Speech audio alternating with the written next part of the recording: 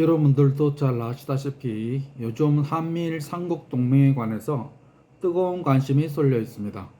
이 동맹에 관한 내용을 살펴보면 기술협력, 경제협력, 그리고 정기적인 군사연합훈련으로 구성되어 있습니다. 이러한 한미일 삼국 동맹은 국가 간 장벽을 없애고 하나의 국가처럼 기술개발, 경제협력을 하고 또한 정기적인 연합군사훈련을 실시한다는 것입니다. 자, 이렇게 되면 유럽의 나토나 오커스, 쿼드와 유사하게 북태평양에서 또 하나의 동맹이 탄생하는 것입니다. 이것은 시의적절한 것이 날로 심각해져가는 북중러의 군사 위협에 대응할 수 있는 한미일의 동맹인 것입니다. 이러한 한미일 동맹은 전적으로 미국의 조 바이든 대통령의 제안으로 결성된 것이며 종전의 세계의 경찰로서 지켜온 미국의 자리를 어떻게 보면 한국과 일본에게도 그 역할을 부여한 의미가 있지 않나 생각됩니다. 또한 기술, 경제 분야에서 협력한다는 것은 종래의 미국의 기술, 경제 분야에서의 선도적인 위치를 한국, 일본과 공유한다는 의미도 있습니다. 저는 미국의 공과대학원에서 공부한 경험에서 나온 말씀을 드리자면 미국의 기술 연구 개발에 관련한 열의는 가히 상상하기가 힘이 듭니다. 광활한 미국 대륙에 위치한 각 50개 주 내의 유명 대학에서 연구원들이 1년 365일 24시간을 오직 기술 개발에 매진하며 살고 있습니다. 이에 비해 우리나라와 일본에서는 미국의 광활한 기술 개발에 필적할 만한 투자를 하기에는 무리가 있죠. 그래서 우리의 W 이름과 같이 이미 미국에서 개발된 기술들을 끌어다 쓰면서 좀 더 앞서는 요소를 가미해 한 발짝 앞서는 기술을 개발한다는 전력을 우리는 갖고 있습니다. 또한 경제를 살펴보자면 한국과 미국의 숙련되고 정교한 손놀림에 의한 자금 능력에 비하면 미국은 그 자금 능력이 많이 떨어지는 형편입니다.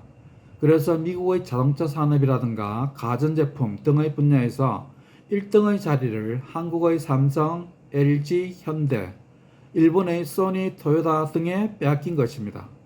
그런데 이러한 각국의 장점과 단점을 한 곳으로 묶어버리면 그 시너지 효과는 엄청나다고 할 수 있습니다.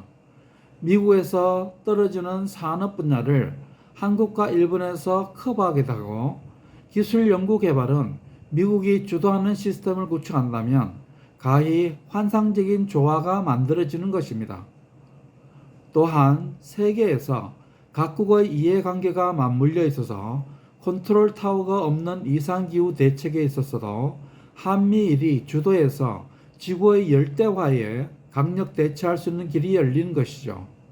물론 현실적으로는 중국의 군사 위협에 대응하기 위한 성격이 더 강하긴 하지만 이상기후도 세계적으로 다뤄져야 할 문제인 것입니다.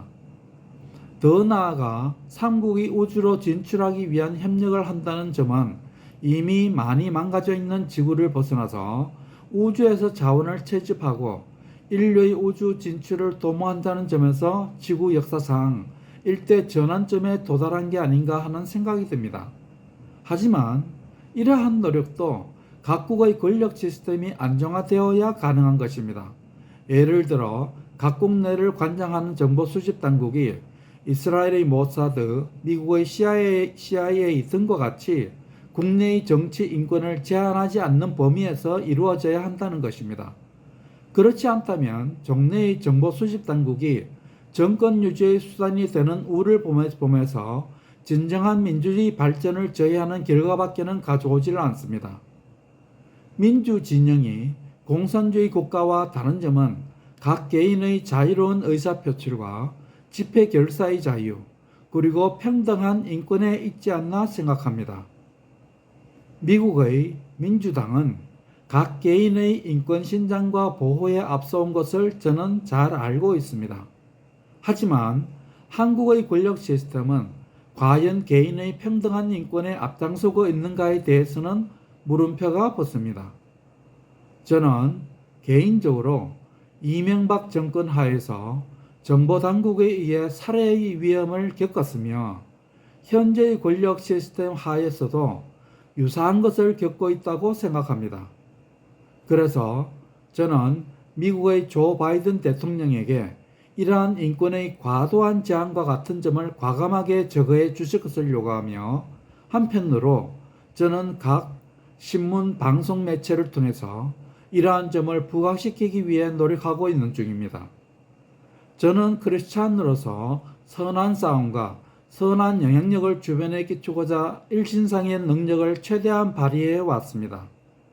하지만 이러한 노력들을 오도하고 축소시키는 행태는 반드시 공의의 하나님께서 즐거워하시지 않는다는 점을 강력히 말씀드립니다. 세계의 모든 국민들이 자유롭게 소통하는 유튜브를 통해서 미국의 조 바이든 대통령께 청원을 드립니다. 위에서 언급한 힘없는 각 개인의 공평한 인권에 대한 관심을 부탁드리며 신속하고 철저한 조치를 부탁드립니다. 하나님의 평화가 조 바이든 대통령과 함께 하시기를 기도하며, 저의 이러한 선의의 영향력을 끼치기 위한 노력은 앞으로도 계속될 것입니다. 감사합니다.